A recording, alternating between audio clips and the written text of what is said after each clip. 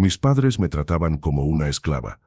La frase, tan brutalmente simple, resonaba en mi cabeza como el eco de un portazo en una catedral vacía. No era una exageración, no era el drama adolescente que todos creen que es. Era la crónica fría y meticulosa de mis días, de mis noches, de mi vida. Y ese día, el día del 18º cumpleaños de mi hermana, esa verdad se cristalizó en una orden que atravesó el pasillo como un estilete de hielo. Mi madre me miró con una frialdad que me cortó la respiración. No había en sus ojos ni un atisbo de reconocimiento, ni de ese calor instintivo que se supone que una madre reserva para su cría. En sus pupilas grises, yo era solo un instrumento, un mueble útil, y sus palabras afiladas y precisas no dejaron lugar a dudas. Valeria tendrá invitados aquí. Son muchos, te encargarás de todo. El todo cayó como una losa sobre mis hombros, ya doloridos de anticipación. No era una solicitud, ni una petición, era la promulgación de una ley inquebrantable, en el pequeño reino de disfunciones que era nuestro hogar. Esperaba, lo sabía, que yo cocinara, limpiara, sirviera y me humillara, sonriendo como si fuera invisible, como si los elogios a la comida que yo había preparado con mis manos doloridas no me pertenecieran, como si las manchas de vino tinto en el mantel que yo misma había planchado fueran ofensas personales que debía limpiar en silencio.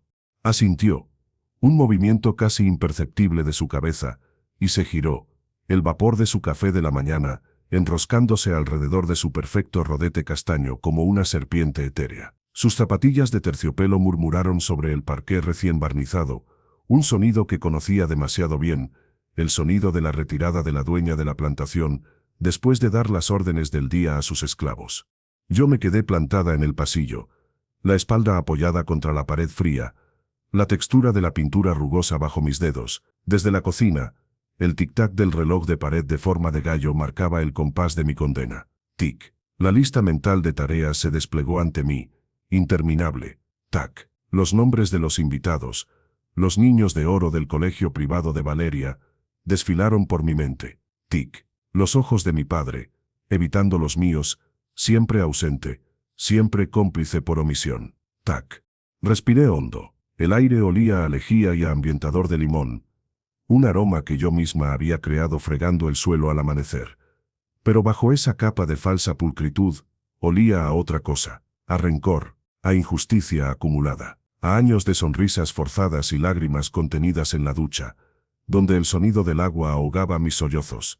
Ese olor, ese sabor amargo en la parte posterior de la garganta, fue el que lo cambió todo. No dije una palabra, no hubo un arrebato dramático, ni un grito de liberación. Solo un silencio profundo, un vacío repentino en el pecho donde antes habitaba la resignación. La resignación se había ido, y en su lugar, una calma glacial, terrorífica en su claridad, empezó a extenderse por mis venas. Con movimientos mecánicos, casi autómatas, cumplí con la primera parte de mi ritual matutino. Preparé el desayuno, coloqué la taza de porcelana fina de mi madre, la que decía reina en cursiva dorada, justo en el borde de la mesa de la cocina, donde le gustaba. El café, negro, sin azúcar. 2 tostadas de pan de centeno, ligeramente doradas, con un fino layer de mantequilla sin sal y mermelada de naranja amarga casera. Hecha por mí, por supuesto, sin pepitas. Para Valeria, un bol de azaí con toppings fotogénicos, frutos del bosque, coco rallado, granola crujiente. Para mi padre, café con leche y el periódico financiero doblado de una manera específica. Para mí, las sobras del pan que empezaba a ponerse duro, y el café recalentado de la cafetera. Los observé mientras comían en el comedor de diario, la luz de la mañana filtrándose por la ventana e iluminando el polvo de oro que flotaba en el aire. Mi madre hablaba de la importancia de la fiesta para las oportunidades sociales de Valeria. Mi padre asentía, ensimismado en las cotizaciones de la bolsa. Valeria scrollaba en su teléfono, mostrando ocasionalmente una foto de un vestido o un lugar de moda. Mira, mamá, ¿ves? Esto es lo que quiero. Eran una pintura perfecta, una familia de catálogo, y yo era el borrón fuera del cuadro, la mano que había pintado el fondo pero que no merecía estar en la imagen. Clara, dijo mi madre sin apartar los ojos de su hija mayor, asegúrate de que el salón principal queda impecable, y no uses ese limpia cristales barato, Deja halos. Usa el de la marca importada, el que huele a vinagre. Sí, madre, respondí. Mi voz sonó plana, extraña incluso para mis propios oídos. Ella me lanzó una mirada rápida, como si la falta de entonación en mi voz hubiera sido un insecto zumbando cerca de su oído. Pero no detectó nada. ¿Cómo iba a hacerlo? Para ella, mi tono era siempre así, un susurro servicial, un eco sin personalidad. Terminé de recoger la mesa. Mis manos, en el agua caliente y jabonosa del fregadero, temblaban levemente, no de miedo, de adrenalina pura y dura. Mientras secaba la última copa, brillante y fría como el corazón de mi madre, supe lo que tenía que hacer. No era un plan elaborado, era un impulso visceral, una necesidad primaria de supervivencia. Subí a mi habitación. El contraste era obsceno. Mientras el resto de la casa era un escaparate de diseño de interiores, muebles minimalistas, alfombras persas, obras de arte insípidas pero caras, mi cuarto era el almacén. La habitación que había sido de servicio, reconvertida en mi celda. Pequeña, con una ventana minúscula que daba a la pared del vecino, la cama estrecha, el armario empotrado con las mantas y los edredones de invitados que nunca venían. No tenía pósters, ni fotos, ni recuerdos, solo libros de la biblioteca pública, apilados en el suelo, mis únicas ventanas a otros mundos. Abrí el armario, saqué la mochila de trekking que usaba para las excursiones del colegio, hace una eternidad. Era lo más parecido a una maleta que poseía.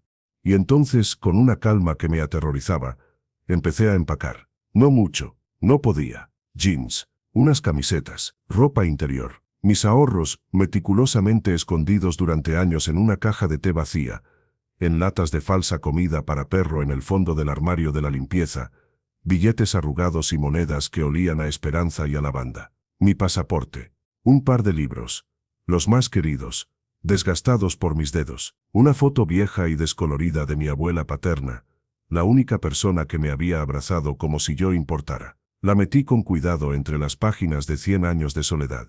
Cada objeto que colocaba en la mochila era un clavo en el ataúd de mi vida anterior. No miré atrás, no abracé la almohada, no lloré. La emoción había sido drenada, reemplazada por un focus nítido y letal. Bajé las escaleras de servicio, las que usaba yo para no estorbar cuando había visitas. La mochila pesada con mi vida entera, me golpeaba la espalda en un ritmo reconfortante. Crucé la cocina, ya vacía. Se habían ido, mi madre y Valeria, de compras para los últimos detalles. Mi padre, a la oficina, a ganar más dinero para mantener esta farsa. El silencio era absoluto. Yo era un fantasma moviéndose por una casa que nunca me había pertenecido. En el recibidor, sobre la consola de mármol, había un sobre de cartulina gruesa. Las invitaciones, celebración de los 18 años de Valeria Mendoza, con una caligrafía elegante. Me acerqué, las miré. Y entonces, con una sonrisa que no llegó a mis ojos, cogí un bolígrafo del jarrón de porcelana. En la primera invitación, en la esquina inferior derecha, en letras pequeñas y claras que no desentonaban, escribí, servicio, Clara Mendoza. Lo dejé sobre la pila de invitaciones. Un pequeño guiño into the void, mi firma de despedida. Salí por la puerta principal, no por la de servicio, por la grande, la de madera noble con los herrajes brillantes, la que solo se usaba para las ocasiones especiales. Sentí el pomo frío y pesado en mi mano. Lo giré. El chirrido del mecanismo sonó como un grito. Y salí. El sol de la mañana me dio de lleno en la cara, cegándome por un segundo. Respiré el aire de la calle, cargado de gasolina y del aroma de los tilos en flor. Sonó a libertad. Sonó a miedo. Caminé hasta la parada del autobús con paso firme. No corrí. No me escondí. Me senté en el plástico duro del asiento y miré por la ventana mientras la ciudad, mi prisión, pasaba ante mis ojos. Bajé en el centro. Entré en una agencia de viajes. ¿En qué puedo ayudarle?, preguntó una mujer con una sonrisa profesional. Yo, con la voz que no tembló, dije, necesito un billete de autobús. El que salga antes, hacia el sur, por favor. Ella tecleó. Hay uno a las 13:30, hacia la costa, a Puerto Madero. Puerto Madero, un nombre que sonaba a mar y a principio. Ese mismo, dije, y pagué con mis billetes sudados, arrancados de las latas de comida para perro. El sonido de la máquina de impresión de billetes fue la música más dulce que había escuchado en mi vida. Cogí el billete, un trozo de papel que pesaba menos que una pluma pero que contenía el peso de mi futuro. Y me fui, sin una nota, sin una llamada. Me senté en la terminal, rodeada de extraños, de vidas que se cruzaban por un instante, y esperé. Observé a la gente, familias riendo, parejas abrazadas, hombres de negocios con prisas, vidas normales, vidas que yo apenas conocía. Subí al autobús, el motor rugió, las puertas se cerraron con un siseo neumático, y cuando el vehículo se alejó de la terminal, dejando atrás todo lo que había conocido, no sentí alegría, no sentí triunfo, sentí un vacío enorme, un agujero negro en el pecho que aspiraba todo menos la certeza de que no podía volver atrás. Mientras el paisaje urbano se transformaba en campos verdes, me dormí, un sueño inquieto, poblado de ecos de portazos y miradas frías. El autobús frenó bruscamente, sacudiéndome despierta. Afuera, la luz había cambiado. Era la luz dorada y larga del atardecer. Miré el reloj de la terminal, 19:45. La fiesta empezaba a las 20. Una sonrisa extraña, amarga, se dibujó en mis labios. Me imaginé la escena. Los invitados empezarían a llegar. Las luces del jardín estarían encendidas. Las guirnaldas de hadas centelleando sobre la piscina perfectamente clorada. La música de moda, baja pero constante, bombeando a través de los altavoces de última generación. Mi madre, con su vestido nuevo elegantísima, sonriendo con esa perfección de dentadura blanca. Mi padre, incómodo en un traje, sosteniendo una copa de whisky. Valeria, radiante, el centro de atención absoluto, recibiendo abrazos y regalos envueltos en papel de seda. Y entonces, alguien preguntaría, ¿y la comida? Tengo un hambre. Y otro, ¿dónde está Clara? Siempre trae esas canapés increíbles.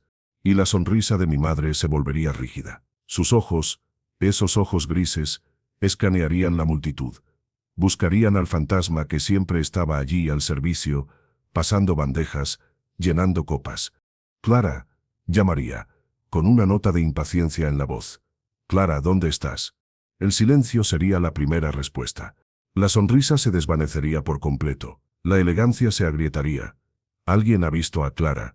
Mi padre frunciría el ceño, molesto por la interrupción en su rutina de copa y charla intrascendente. Estará en la cocina, terminando algo. Mi madre se abriría paso entre la gente, cada paso un poco más rápido, un poco menos elegante. Empujaría la puerta de la cocina, esperando encontrarme con el delantal puesto, sudorosa, con la última bandeja lista para salir. Pero la cocina estaría impecable. Vacía, fría, los fogones apagados, los hornos fríos, ningún olor a comida, ningún rastro de mí.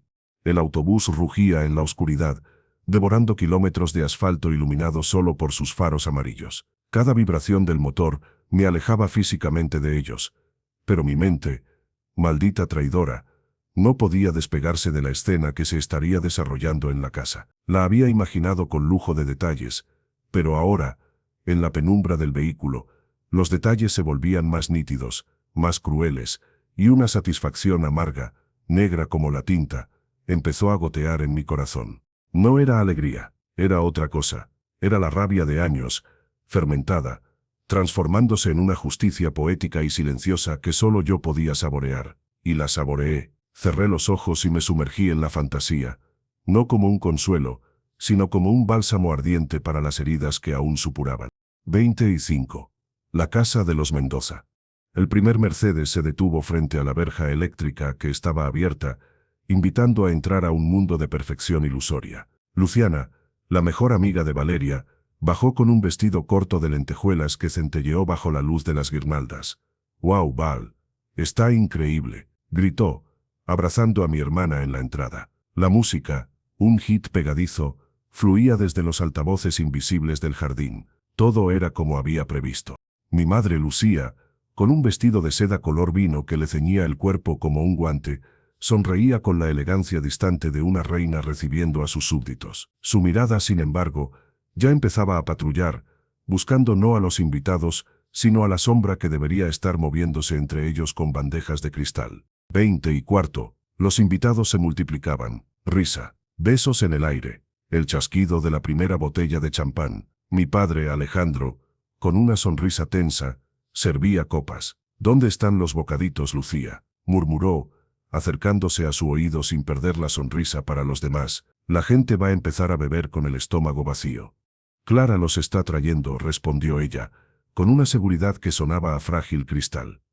Debe de estar terminando de emplatar. Pero su sonrisa se había vuelto un poco más rígida. Sus ojos escudriñaron la puerta de la cocina. Nada. 20:30. El hambre colectiva empezaba a hacerse palpable. Un estómago rugió audiblemente en medio de una conversación, provocando risitas nerviosas. Oye, Valeria, ¿tu hermana nos tiene preparado un banquete o qué? Me estoy muriendo de hambre, bromeó un chico alto del equipo de baloncesto. Valeria rió, pero era una risa forzada. Claro, Clara es una artista en la cocina. Ya veréis. Su mirada buscó a nuestra madre. Se encontraron. Una fracción de segundo de pura interrogación silenciosa. Lucía hizo un gesto casi imperceptible con la cabeza hacia la casa y se deslizó entre la multitud, su elegancia ahora teñida de urgencia. Empujó la puerta de la cocina. El silencio. No el sonido de los fogones, ni el del agua corriendo, ni el de los cuchillos picando, solo el zumbido low del enorme refrigerador Samsung, blanco e impertérrito. La cocina estaba impecable. Las encimeras de granito relucían, vacías. Los fogones, limpios. No había ollas, no había sartenes, no había bandejas con canapés. Nada, absolutamente nada. ¿Clara? Su voz sonó estridente, cortando el zumbido. ¿Clara? ¿Estás aquí? Recorrió la cocina. Abrió la despensa. Nada. Abrió el horno, frío y vacío. Su respiración se empezó a acelerar. Un pequeño fuelle de pánico. Esto no puede estar pasando. Salió al pasillo de servicio y subió las escaleras de 2 en 2, su vestido de seda susurrando como una condena. Clara, si esto es una broma, te aseguro que no te va a gustar nada, gritó, ya sin disimulo, su voz un puñal en la falsa paz de la casa. Golpeó la puerta de mi habitación. Clara, abre esta puerta ahora mismo. No hubo respuesta. La silence was deafening. Giró el pomo. La puerta no estaba cerrada con llave. Se abrió. La habitación estaba ordenada. Demasiado ordenada. La cama hecha. Nada fuera de su sitio. Pero entonces, sus ojos se posaron en el armario. La puerta estaba entreabierta. Se acercó y la abrió de un tirón. Vacío. Donde antes colgaban mis pocas prendas, solo quedaban perchas de alambre, balanceándose ligeramente con el movimiento, como burlándose de ella. Un sonido gutural, un jadeo de incredulidad absoluta, escapó de sus labios. Sus manos, perfectamente manicuradas, agarraron el marco del armario, los nudillos blancos. No. Bajó las escaleras casi corriendo, tropezando con el dobladillo de su vestido. Entró en el salón como un huracán de seda y terror, su máscara de anfitriona perfecta hecha añicos. Su rostro estaba pálido, los ojos desorbitados. Alejandro la vio acercarse. «Lucía, ¿qué pasa? ¿Dónde está la comida?» «Se ha ido», chilló, agarrando su brazo con una fuerza que le hizo fruncir el ceño de dolor. «Clara, no está. Su armario está vacío. Se ha ido». La música seguía sonando, pero en un radio de 3 metros alrededor de ellos, el silencio cayó de repente. Las risas se apagaron. Valeria se acercó, su rostro de princesa convertido en una mueca de confusión. «¿Qué? ¿Qué dices, mamá? ¿Quién se ha ido?» «Tu hermana, Clara, no está. Y no hay comida. No hay nada». La voz de mi madre era un chirrido, un sonido que no le pertenecía, un animal herido y furioso. La noticia se propagó como un reguero de pólvora entre los invitados, murmullos, miradas incómodas. La hermanita, la que siempre está en la cocina, se fue, sin decir nada, y no hay comida. La fiesta se congeló. El ambiente festivo se transformó en un incómodo espectáculo de drama familiar. La gente no sabía dónde mirar. Algunos empezaron a bajar las copas, avergonzados. «Llámala», ordenó Alejandro, su rostro congestionado por una mezcla de ira y vergüenza. «Llámala al móvil». Lucía, con manos temblorosas, sacó su iPhone del bolsillo oculto de su vestido. Marcó mi número. Todos contuvieron la respiración, como si pudieran oír el tono de llamada. «El número de teléfono al que está intentando llamar». La voz metálica de la operadora cortó el aire como una cuchillada. «Está apagado. O me ha bloqueado. gritó mirando el teléfono como si le hubiera escupido. Yo la llamo, dijo Valeria, sacando el suyo. Su dedo, con uña postiza, tecleó con rabia. El mismo resultado. Su rostro se descompuso en un llanto de rabia y humillación. ¿Pero qué hace? Ha arruinado mi fiesta. Mamá, esto es increíble. La princesa había sido destronada públicamente. Su día perfecto era un desastre absoluto, y su dolor no era por mi ausencia, sino por su propia vergüenza. Revisad toda la casa, ordenó Alejandro, intentando tomar el control, con una voz que pretendía ser autoritaria pero que se quebraba, a lo largo que se ha quedado dormida en algún sitio. Mirad el cuarto de plancha, el trastero. Un par de invitados, incómodos, ofrecieron ayuda. La búsqueda fue patética, desesperada. Abrían armarios, miraban detrás de las puertas, como si yo a mis 17 años fuera a estar escondida jugando al escondite. Fue entonces cuando Luciana, la amiga, señaló la consola del recibidor. Y eso, todos miraron. El sobre de las invitaciones, y encima, la que yo había firmado. Lucía se abalanzó sobre él. Cogió la cartulina, leyó su nombre, la fecha, y entonces sus ojos se posaron en la esquina inferior derecha, en esa pequeña e impecable letra mía que ella conocía tan bien de las listas de la compra que yo le dejaba escrita. Servicio, Clara Mendoza. El mundo se detuvo para ella. Lo sé. Lo sentí desde el autobús. Su cerebro, acostumbrado a dar órdenes y a ser obedecido, debió de hacer un cortocircuito. No era una nota de despedida dramática, era algo peor. Era un recordatorio frío, profesional, de mi función. Era la factura de años de servidumbre, presentada en el momento más inoportuno. Era mi voz, silenciosa y clara, diciéndole exactamente lo que yo era para ella y, por extensión, lo que ella era para mí, una empleadora. Y las empleadas se van. El papel tembló en sus manos, un temblor que le subió por los brazos y le contrajo el rostro. No lloró. Su furia era demasiado grande para las lágrimas. Rompió la invitación en 2, en 4, en 8 pedazos, que dejó caer al suelo como confeti de una celebración macabra. Se ha ido. Esa malagradecida.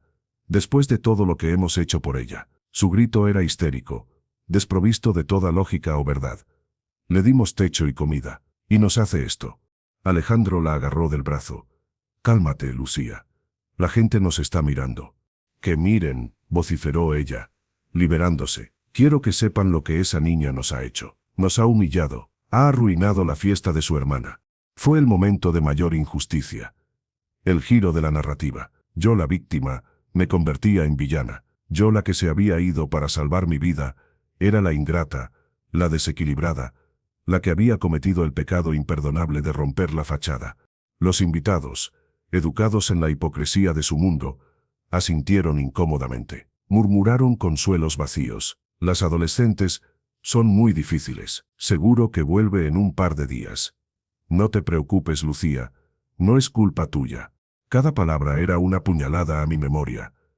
Cada justificación de sus actos era un borrado de mi sufrimiento. Valeria lloraba de furia en el sofá blanco del salón, manchándolo de rímel. Odio, la odio. Nunca la perdonaré por esto. Mi padre empezó a hacer llamadas, a mis inexistentes amigos, al colegio cerrado por las vacaciones, a la policía. Aquí, la rabia que sentí en el autobús se volvió física. Un nudo de fuego en el estómago. Llamar a la policía. ¿Para qué? Para reportar el escape de su esclava. Para que la obligaran a volver. La posesión sobre mi persona era tan absoluta en sus mentes que creían que la ley les devolvería su propiedad. La fiesta obviamente se terminó. La gente se fue con excusas apresuradas, con miradas de lástima y morbo. Se fueron hambrientos, pero se fueron alimentados con el mejor chisme de la temporada, el drama de los Mendoza. La casa quedó en silencio. Un silencio pesado cargado de ira y de incredulidad. Los tres quedaron entre los restos de la fiesta que nunca fue, copas medio llenas, globos desinflándose, el eco de la música apagada. ¿Cómo pudo hacernos esto?, murmuró Lucía, derrumbada en una butaca, mirando al vacío. Su mundo perfecto tenía una grieta enorme, y la grieta tenía mi nombre. Se le pasará, dijo Alejandro, sirviéndose un whisky triple, la bebida de la derrota. Mañana llamaremos a más sitios. Aparecerá, y cuando lo haga, va a enterarse de lo que es bueno. La amenaza flotó en el aire. La promesa de un castigo. Mi desaparición no les había hecho reflexionar, no había generado preocupación genuina, solo había herido su orgullo, su imagen y su estómago, y por eso yo debía ser castigada. Valeria seguía lloriqueando. Mi fiesta, mi 18º, todo el mundo hablará de esto. Me da vergüenza salir a la calle. Sus lágrimas eran por ella, siempre por ella. Mientras, en el autobús, yo apretaba los puños hasta que las uñas se me clavaron en las palmas. La rabia me sacudía por dentro, un terremoto mudo que nadie en el autobús, con sus sueños tranquilos y sus ronquidos suaves, podía percibir. No lloré por ellos, lloré por mí, por la niña que había sido, por la adolescente invisible, por la justicia que nunca llegaría de su parte. Lloré de rabia impotente por no poder gritarles desde la distancia, por no poder hacerles ver, de una vez por todas, el monstruo en el que me habían convertido. Ellos estaban en su casa de ensueño, sintiéndose las víctimas. Yo estaba en un autobús oscuro rumbo a lo desconocido, con el peso de su injusticia como único equipaje. Y supe, con una certeza que me heló la sangre, que lo peor no había sido irme. Lo peor era saber que, para ellos, mi huida no era un grito de auxilio, sino un acto de guerra, y estaban preparando la contraofensiva. El autobús se detuvo con un gruñido hidráulico en una estación de servicio iluminada por luces anaranjadas que tenían todo de un color enfermizo. Era la parada para estirar las piernas y fumar. Bajé, mis articulaciones protestando después de horas de inmovilidad. El aire de la noche olía a gasóleo y frituras baratas. En el interior del establecimiento, fluorescentes parpadeantes iluminaban estantes llenos de snacks y bebidas azucaradas. Me acerqué a la máquina expendedora. Mi estómago rugía, vacío y nervioso. Introduje unas monedas y pulsé el botón para un sándwich triangular de plástico y una botella de agua. La comida cayó con un golpe sordo. Era la primera vez que elegía mi propia comida, por mí y para mí. Sabía a cartón y a conservantes, pero supo a libertad. Mientras comía sentada en un banco de plástico duro bajo la luz mortecina, encendí por primera vez el teléfono que había comprado con mis ahorros meses atrás, un modelo básico y prepago, mi salvavidas secreto. Lo había mantenido apagado y escondido, sabiendo que era el único rastro digital que podía delatarme. La pantalla se iluminó, nada de mensajes de ellos, por supuesto. ¿Para qué? Yo era la sirvienta, no una hija a la que extrañar. Pero entonces, una aplicación de noticias local me envió una alerta. El algoritmo, basado en búsquedas anteriores sobre mi ciudad, creyó que me interesaría. El titular me heló la sangre en las venas. Preocupación en familia Mendoza por la desaparición de su hija menor tras fiesta fallida. El bocado de sándwich se me atragantó. Tosí, ahogándome en la incredulidad. Con dedos temblorosos, abrí la noticia. Había una foto mía. No era una foto reciente, sino una de hace años, de cuando tenía 12 o 13 años, con una sonrisa tímida y forzada que ni siquiera recordaba haber hecho. Debía de haberla sacado mi madre para algún documento del colegio. Y el texto, el texto, era una obra maestra de manipulación y victimismo. La familia Mendoza, conocida en los círculos sociales de la ciudad, vive horas de angustia tras la inexplicable desaparición de su hija menor, Clara, de 17 años, anoche durante la celebración del 18º cumpleaños de su hermana mayor, Valeria. Según fuentes cercanas a la familia, la joven, descrita como tímida y de carácter vulnerable, habría sufrido un presunto colapso nervioso tras encargarse de los preparativos de la fiesta. Era una niña muy perfeccionista y se exigía mucho, declaró una fuente familiar, que prefiere mantenerse en el anonimato. Parecía estar bajo mucho estrés. Tememos que haya tomado una decisión impulsiva. Los hechos ocurrieron cuando los invitados comenzaban a llegar al domicilio familiar. La adolescente, al parecer abrumada por la presión, habría abandonado el hogar sin avisar y sin llevar consigo sus pertenencias más queridas. Sus padres, Lucía y Alejandro Mendoza, están destrozados. Solo queremos saber que está sana y salva, declaró la señora Mendoza entre lágrimas a este medio. La queremos mucho. Este es un malentendido terrible. Por favor, Clara, si estás viendo esto, vuelve a casa. Te estamos esperando. La policía ha sido informada y se ha activado el protocolo para personas desaparecidas.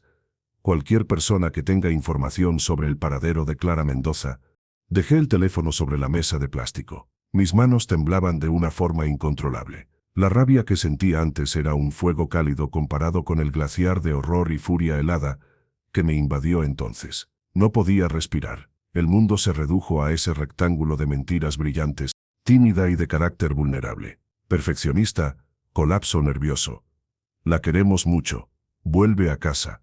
Cada palabra era un veneno, cada frase una bofetada. Habían tomado mi huida, mi acto desesperado de supervivencia, y lo habían torcido, retorcido y moldeado hasta convertirlo en un relato que los pintaba como los padres preocupados y amorosos de una hija inestable. Yo era la loca, la desequilibrada, la que no podía manejar la presión. Ellos eran los mártires. Y esa foto de una niña que ya no existía. La usaban como carnada, para generar lástima, para pintar un cuadro de inocencia perdida que justificara su farsa. Un sonido escapó de mi garganta, un cruce entre una risa amarga y un sollozo ahogado. Varias personas en la estación de servicio me miraron con curiosidad y luego apartaron la vista, incómodas. ¿Angustia? ¿Destrozados? ¿Eso era lo que sentían? ¿Angustia por haber perdido a su sirvienta? Destrozados porque su fachada se había resquebrajado públicamente. Las lágrimas que no había derramado por nostalgia brotaron ahora de la rabia y la injusticia más absolutas. Calientes y saladas, surcaron mis mejillas y cayeron sobre la mesa de plástico sucia. ¿Cómo podían? ¿Cómo se atrevían a profanar mi nombre, mi historia, de una manera tan cínica y calculada? Mi mente retrocedió a todas las veces que me había quedado callada, las veces que había agachado la cabeza, las veces que había dicho sí, madre, no, madre, como usted diga, madre. Mi silencio había sido su arma. Lo habían usado en mi contra durante años, y ahora, en mi ausencia, seguían usándolo. Mi voz no estaba allí para contradecirlos. Mi verdad estaba enterrada bajo su montaña de mentiras convenientes. Cogí el teléfono con fuerza, tentada de arrojarlo contra la pared y verlo hacerse añicos, igual que ellos estaban haciendo con mi vida. Pero no lo hice. Era mi único vínculo con la realidad, por envenenada que estuviera. Volví a leer la noticia, y entonces lo vi. Al final del artículo, un pequeño recuadro. La familia ofrece una recompensa de 5.000 euros por cualquier información que conduzca a su localización. 5.000 euros. El precio que ponían a mi captura. No era una recompensa por mi bienestar, era una recompensa por recuperar su control, por devolverme a mi jaula, por asegurarse de que pagara por el delito de haberme atrevido a escapar. Un escalofrío me recorrió la espalda. Ya no solo era una chica que huía, era una fugitiva con un precio sobre su cabeza. Esa noticia estaría en todas partes, en las televisiones locales, en la radio, en los periódicos digitales. Cualquier persona que me viera podría reconocerme. El camarero de la estación de servicio, el conductor del autobús, cualquier extraño en la calle, todos eran potenciales cazadores de recompensas ahora. El miedo, un miedo visceral y primitivo, se apoderó de mí. La rabia se mezcló con el pánico. Mi respiración se volvió superficial y rápida. ¿A dónde iba a ir? ¿Qué iba a hacer? Puerto Madero ya no era un refugio. Era la primera plaza donde me buscarían. Me levanté tan rápido que el banco chirrió contra el suelo. Tiré la mitad del sándwich a la basura, mi estómago ahora revolviéndose de asco y nervios. Tenía que moverme. Tenía que desaparecer de verdad. Subí de nuevo al autobús. Ya no era un vehículo que me llevaba a la libertad. Era un contenedor metálico que me transportaba hacia lo desconocido, con un letrero invisible que gritaba, «Búsquenme». Me senté en mi asiento y me encogí, haciéndome lo más pequeña posible. Me quité la chaqueta con capucha que llevaba y me la puse, tapándome la cara, escondiendo mi pelo. Cada vez que alguien subía al autobús, cada vez que una mirada pasaba cerca de mí, mi corazón se aceleraba hasta doler. El conductor arrancó el motor. El viaje continuó, pero ya nada era igual. El paisaje nocturno que pasaba por la ventana ya no era liberador. Era amenazador. Cada farola, cada pueblo dormido, parecía un ojo que me observaba, evaluándome, calculando si valía 5.000 euros. Abrí mi mochila y saqué la foto de mi abuela. La miré, buscando consuelo en su sonrisa descolorida. ¿Qué hago?, le pregunté en silencio. ¿Cómo lucho contra esto?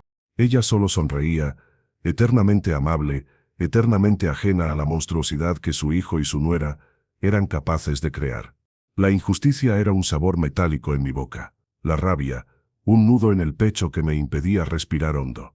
Me habían robado mi historia, me habían robado mi voz, y ahora me estaban robando mi libertad, incluso antes de que hubiera tenido la oportunidad de saborearla. Cerré los ojos, apretando la foto contra mi pecho. Ya no lloraba. El llanto se había congelado, transformándose en una determinación fría y dura como el acero.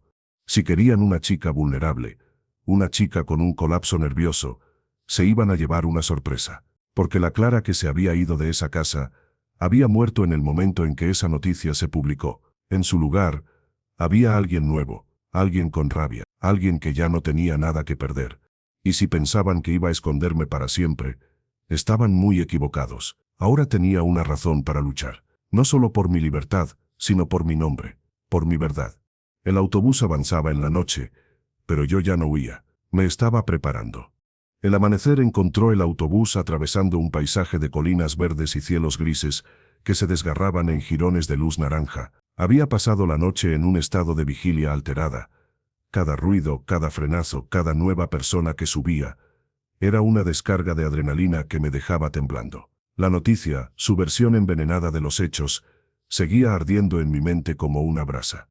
Ya no era suficiente con huir. La rabia había fermentado durante las largas horas de oscuridad, transformándose en algo más sólido, más peligroso. Ya no era un arrebato, era un plan frío, meticuloso. Mi venganza no sería un grito, sería un susurro que resonaría como un trueno en el corazón de su mundo perfecto.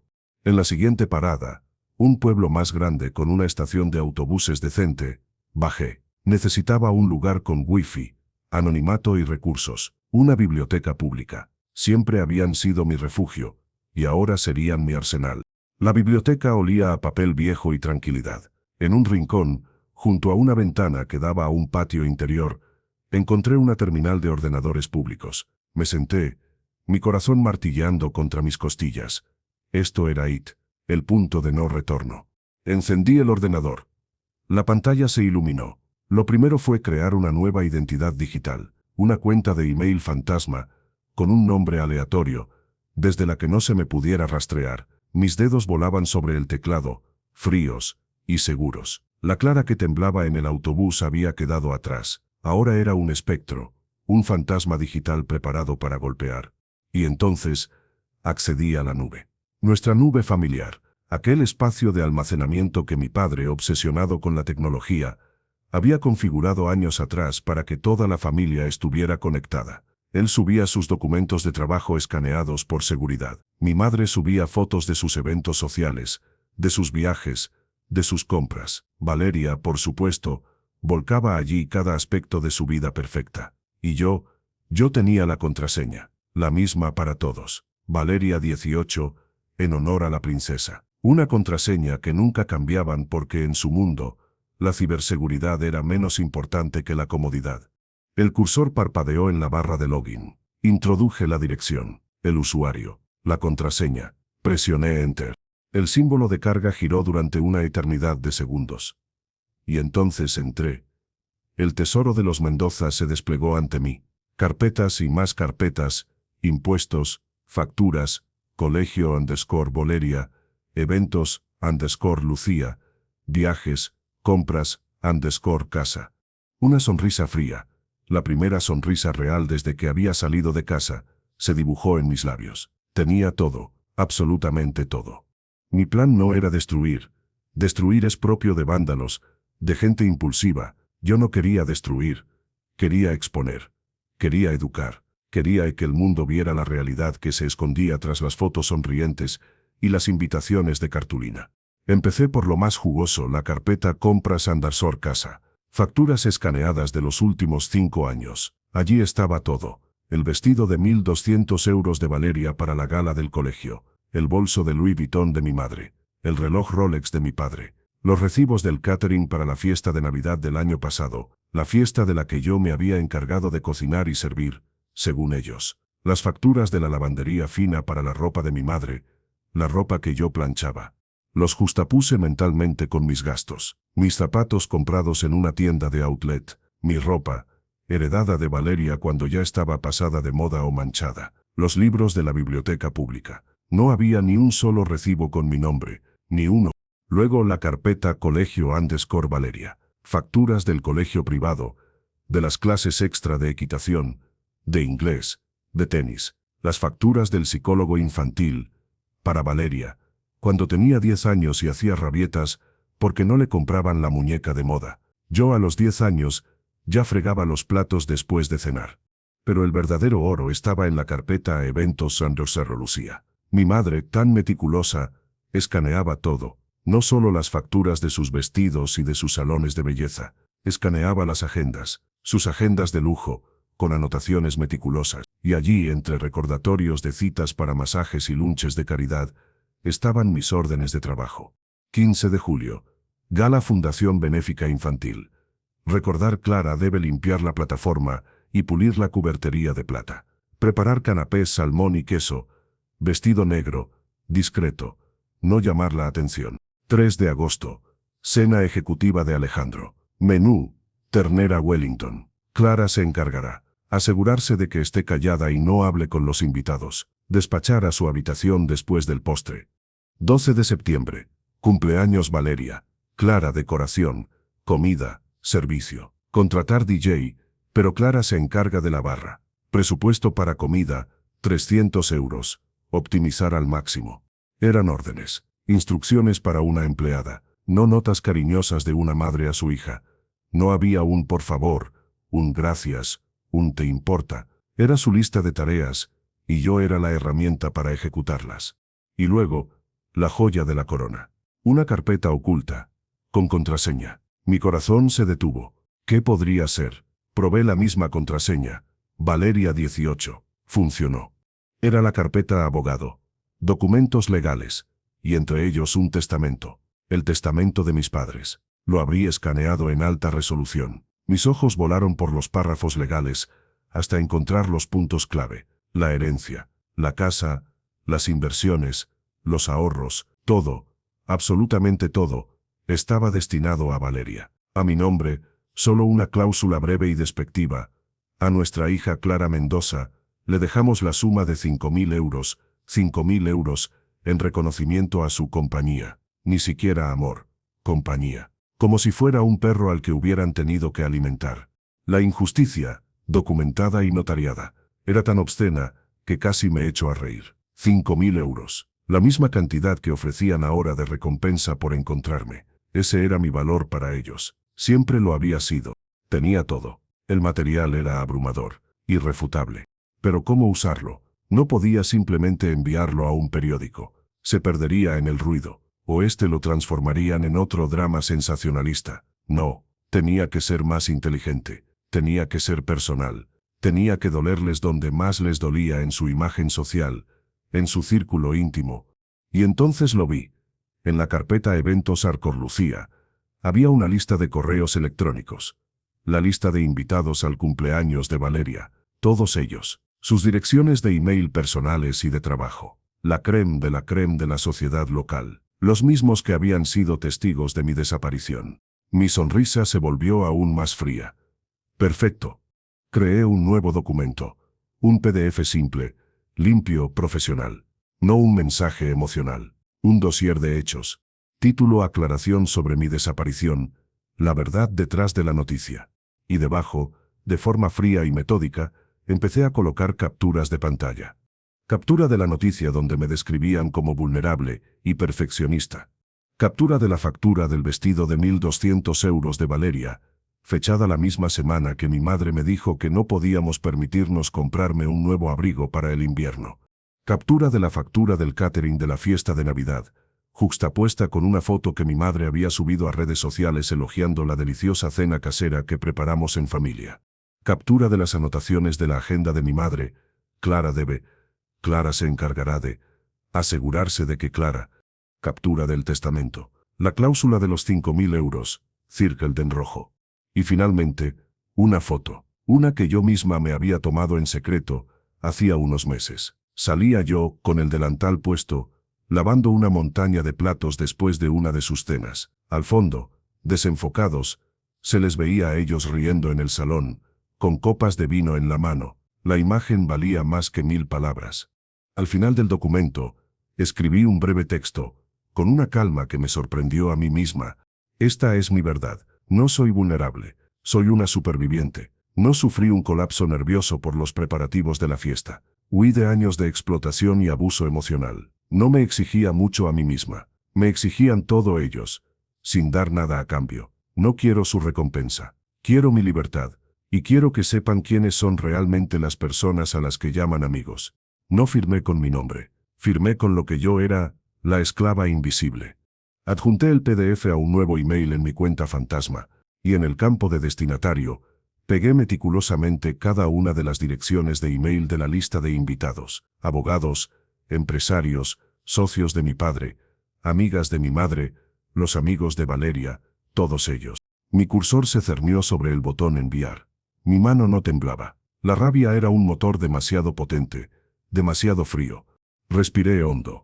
Esta no era una huida. Esto era un ataque silencioso, impecable, desde las sombras. No podían detenerlo, no podían negarlo. La evidencia estaba allí, en sus propias facturas, en sus propias agendas.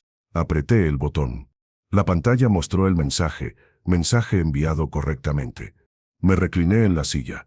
El silencio de la biblioteca era absoluto. Fuera, el día seguía su curso normal.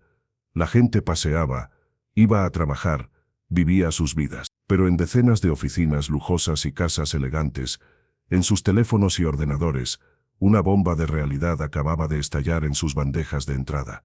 No hubo explosión, no hubo gritos, solo el silencio digital de una verdad incómoda, viajando por el ciberespacio hacia sus destinatarios. Mi venganza no era violenta, no era destructiva, era educativa. Les estaba dando una lección, la lección que nunca quisieron aprender.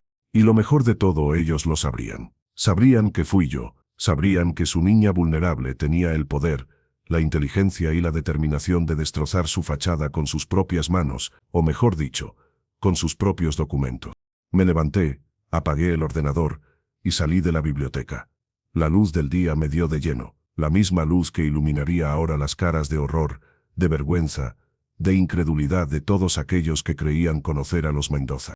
No sentí alegría. Sentí justicia, una justicia fría, tranquila y perfecta. La semilla de la venganza había sido plantada, y ahora solo tenía que esperar a que creciera. La biblioteca pública se convirtió en mi cuartel general durante los siguientes 3 días. Dormía poco, en una pensión barata y anónima, cerca de la estación de autobuses, y pasaba las horas abiertas sumergida en el mundo digital, observando las consecuencias de mi misil desde la única trinchera segura, el anonimato. El primer signo de impacto fue silencioso pero devastador. Empezaron a llegar notificaciones de lectura confirmada a mi cuenta de correo fantasma, una tras otra. Decenas de ellas. Podía visualizarlas, el abogado de mi padre, abriendo el email durante su desayuno antes de ir a los juzgados, la mejor amiga de mi madre leyéndolo en su iPad mientras se hacía la manicura, los compañeros frívolos de Valeria, compartiéndolo en grupos de WhatsApp con emojis de explosión y de boca con candado. El silencio fue la primera victoria. No hubo respuestas airadas, ni intentos de contactar a la dirección fantasma. El contenido era demasiado explosivo, demasiado veraz, para ser enfrentado. Era como si hubiera arrojado una piedra a un estanque de víboras. Las víboras, en lugar de atacar, se enroscaban sobre sí mismas, paralizadas por la exposición. Al segundo día, las redes sociales explotaron. Al principio, fueron rumores velados. ¿Has visto lo de los Mendoza? Increíble, ¿no? Siempre pensé que había algo raro en esa familia. Luego los memes. Fotos de mi madre en sus eventos de caridad con subtítulos que decían, recaudando fondos para su próximo bolso, no para los niños. Imágenes de Valeria con su copa de champán, editadas para que sostuviera una fregona. La gente es cruel, pero a veces su crueldad se alinea perfectamente con la justicia. La noticia del periódico local que me había pintado como la niña inestable fue retirada, sin explicación. Simplemente desapareció de su portal, como si nunca hubiera existido. El vacío que dejó fue llenado inmediatamente por el escándalo. Otros medios, menos vinculados a mi familia, empezaron a husmear. Fuentes cercanas empezaron a hablar. La sirvienta que venía una vez por semana a limpiar los cristales, dio una entrevista anónima a un digital de cotilleos. La niña, la pequeña, siempre estaba trabajando. Nunca la vi jugar o ver la tele. La señora le hablaba muy fuerte, muy seca. Mi teléfono prepago vibró con una alerta de noticias. El titular era distinto esta vez. La desaparición de Clara Mendoza. Surgen documentos que apuntan a explotación laboral en el seno de una familia influyente. Abajo mi foto, la misma de la noticia anterior, pero ahora juxtapuesta con una de las capturas de pantalla que yo había enviado, la factura del Rolex de mi padre junto a la anotación de la agenda, Clara limpiará la plata. La narrativa había cambiado. El villano ya no era yo. Y entonces, llegó la llamada. No al teléfono prepago, no podían tener ese número. Llegó a través de una red social, a un perfil falso que había creado para espiar. Era un mensaje directo. De Luciana, la amiga de Valeria.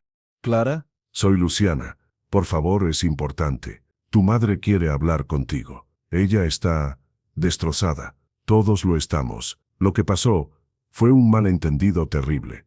Podemos arreglarlo. Por favor. Un malentendido. La palabra más insultante que podían haber elegido. Un malentendido no dura 17 años. Un malentendido no se documenta en facturas y testamentos. La rabia volvió a bullir en mi interior. Pero la controlé. No respondí. Minutos después llegó otro. De mi padre.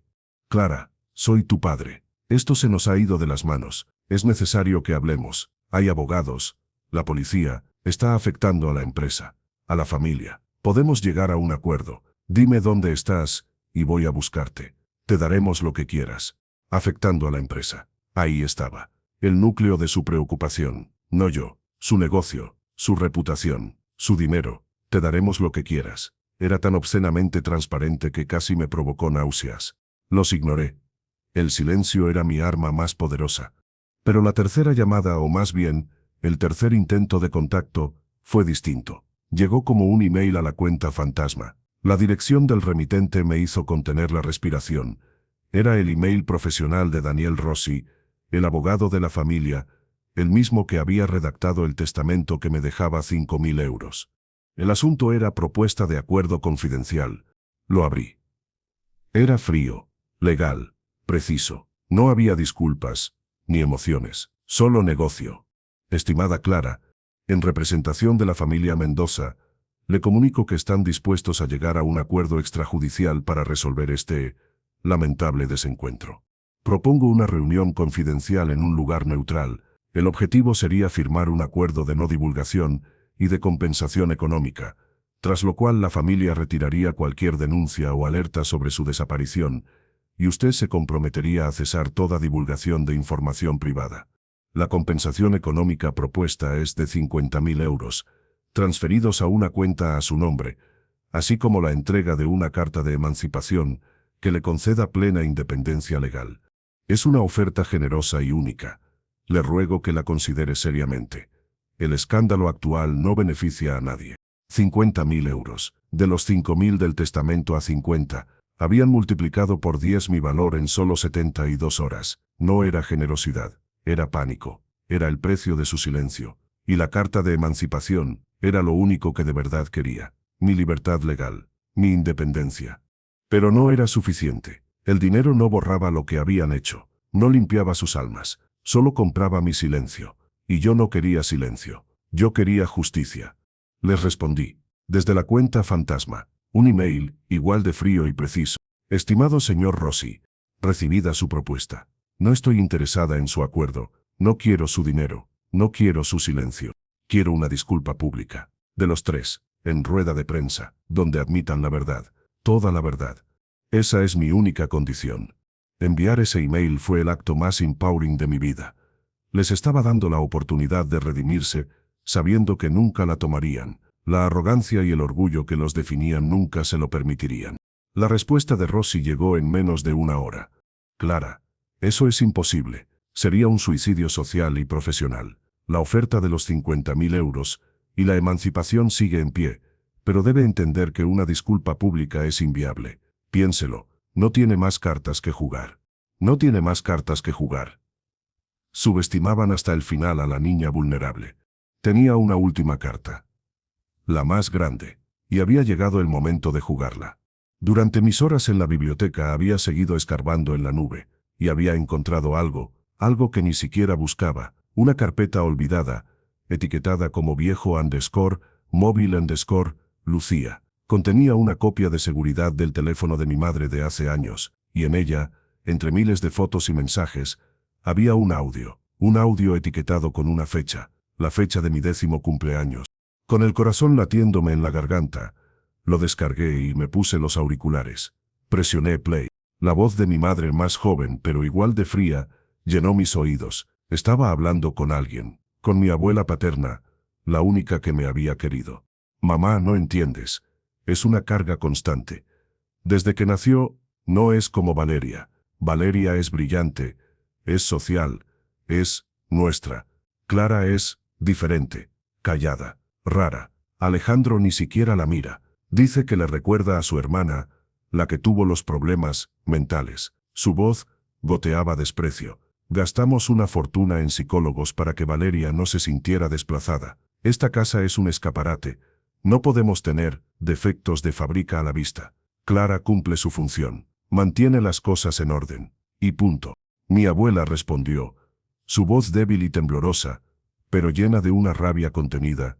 Lucía, es tu hija. Por el amor de Dios, ¿qué te ha pasado? Es una niña. Es un recordatorio. Casi gritó mi madre. Un recordatorio de un error, de una debilidad. Valeria fue planificada, deseada. Clara, fue un accidente que arruinó mi cuerpo y que ahora mancha nuestra imagen. La cuidamos, le damos techo y comida. Es más de lo que merece, y hará lo que sea necesario para pagar por ello. El audio terminó ahí. Me quedé sentada, paralizada. Las lágrimas corrían por mi cara sin hacer ruido. No era solo explotación, era odio, un odio visceral, nacido de la vanidad y la frustración. Yo era un accidente, un defecto de fábrica, un error. Esa era la verdad nuclear, la razón de todo, y tenía la prueba. Subí el audio a un servidor anónimo, y luego con una calma mortal, envié un último email a la lista de destinatarios, y también a Rosy, a mis padres, y a Valeria. El asunto era mi última carta. El mensaje era breve. Escuchen la verdad. Luego hablamos de disculpas. Y el link al audio. No esperé las confirmaciones de lectura. No necesitaba ver el pánico final. Me levanté, salí de la biblioteca por última vez y caminé hasta el pequeño parque frente a la estación. Me senté en un banco y miré a la gente pasar. La vida seguía. Yo ya no era la misma. Mi teléfono prepago vibró una vez. Era un mensaje de Rosy. Solo decía, ¿dónde y cuándo quiere la rueda de prensa? Epílogo. 3 días después, en un hotel de la capital de provincia, frente a una sala llena de periodistas y cámaras, Lucía, Alejandro y Valeria Mendoza se sentaron detrás de una mesa. Parecían espectros de sí mismos. Lucía, demacrada, sin maquillar, vestida de negro. Alejandro, con la mirada perdida, envejecido 10 años. Valeria, con los ojos hinchados, evitando las cámaras. No miré la retransmisión en directo. La vi más tarde, en un café internet, con el audio muteado. No necesitaba oír sus palabras vacías, sus medias verdades forzadas por los abogados. Vi cómo mi madre leía un comunicado, cómo su mano temblaba, cómo las lágrimas, esta vez reales de humillación y rabia, le surcaban las mejillas. Vi a mi padre asentir, pálido como la muerte. Vi a Valeria romper a llorar y abandonar la sala corriendo. Firmé los papeles de la emancipación y renuncié a los 50.000 euros. No quería nada de ellos, ni su dinero, ni su nombre. Mi abogada, una mujer joven y brillante que se había ofrecido pro bono tras oír el audio, manejó todo. Cogí un autobús a un lugar aún más al sur, a un pueblo costero donde el mar golpea fuerte contra los acantilados. Conseguí un trabajo en una librería. Es pequeño, huele a papel y a sal. Alquilo una habitación diminuta con una ventana que sí mira al cielo, no a la pared de un vecino. A veces por las noches, sueño con la casa, con los fogones, con el sonido del reloj de gallo, con el frío del mármol bajo mis pies. Y a veces, me despierto con el corazón acelerado, creyendo oír la voz de mi madre llamándome. Pero luego me levanto, me preparo un té y miro por la ventana. El horizonte está limpio, no hay verjas, no hay órdenes, no hay silencio que comprar. Soy libre, no porque me hayan liberado ellos, sino porque me liberé yo, y mi venganza, la venganza de la esclava invisible, no fue destruirlos, fue recordarles y recordarme a mí misma que siempre tuve el poder de irme, y que al final, la única herencia que valía la pena era la que yo me estaba construyendo una vida propia, palabra por palabra, susurro a susurro, en el glorioso y aterrador silencio de mi propia libertad.